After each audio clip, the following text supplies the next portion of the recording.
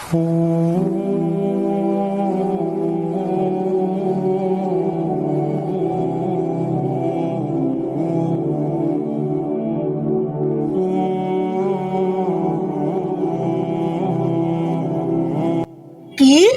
শেখ হাসিনা পালাইছে?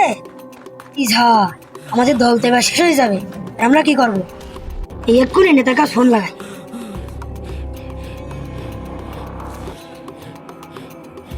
হ্যালো নেতা, আপনি কিছু দেখেছেন? ওই না তো। ফেসবুকে ঢুকে দেখেন হাসিনা পলাইছে। কি বললি? আরে শিষ্য, তাই তো দেখলাম। তো জঙ্গলের ভেতরে সবাই নিয়ে চলি আই। হ্যাঁ আচ্ছা ঠিক আছে।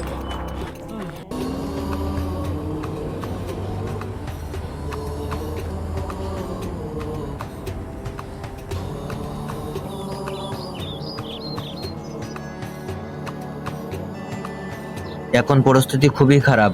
ওদের যেখানে ভাল লাগে সেখানে যাই বল। ও যেন কোনো জায়গায় না যায়। আমি খুব টেনশনে আছি, ও যেন কোনোভাবে বাড়িতে না বেরোই। এই হাসতে soup soup soup soup soup soup soup soup soup. এসব ভয় ভয় ভয়। হাসিনা তো পলাইছে।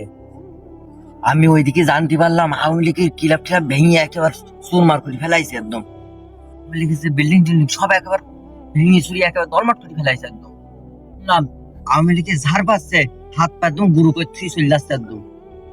এই জায়গায় যে আমরা পোলাই রয়েছি, আওয়ামী লীগের বিএমপিরা একটাও যদি জানতে পারে আমরা এই কিন্তু আসি, ওরা তো আমার হাত পা গুরু করে চলে যান। তো আমরা কি করব? তারা পুরাই এত ব্যস্ত হচ্ছে, যা করতে হবে ভেবে চিন্তি করতে হবে। এখন প্রতিটা কদম সাবধানে ফেলাতে হবে। মুহূর্তে যদি আমরা বাইরে যাই, আমরা কেউ বাঁচতে পারবো না ওদের হাতে। এইসব কাজ বাদ দে, এক্ষুনি এই মুহূর্তে এর পদ অন্য পদে লাগাতে হবে। মানে আমরা জামাত ইসলামীতে চলে যেতে হবে এখন এই মুহূর্তেই। তাই দেরি করলে আমাদের কারোর খুঁজি পাওয়া যাবে না। আমরা জামাত ইসলামীতে যোগ দেবো। আমরা তো সারা জীবন আওয়ামী লীগ করে আসলাম, আমাদের কি অন্য দলে যাওয়া ঠিক হচ্ছে? হইস পাগল, জীবন বাঁচাতে হলে এখন জামাত ইসলামীতে তাড়াতাড়ি চলে যেতে হবে। তুমি এরকম আওয়ামী লীগে বসে রাখবো, তুমি পা হাত গুরু করে দেবে একদম। ওই সব বাদ, এখন এখন জামাত ইসলামী চল, ভালো কাজ করতে হবে এখন গিয়ে। না বুঝতে পারে আমরা আওয়ামী লীগ ছিলাম। ঠিক ঠিক। আওয়ামী লীগের নেতা তো শেখ হাসিনা পালাইছে, তাহলে চলো ওর বিরুদ্ধে আমরা একটা মিছিল বের করি। আমরা তো ভালো ভালো হইতে হবে জামাত ইসলামের। তুমি তো খুব ভালো কথা বলিস, চলো মিছিল বের করি যেন না বুঝতে পারে কেউ। নেতা চলো।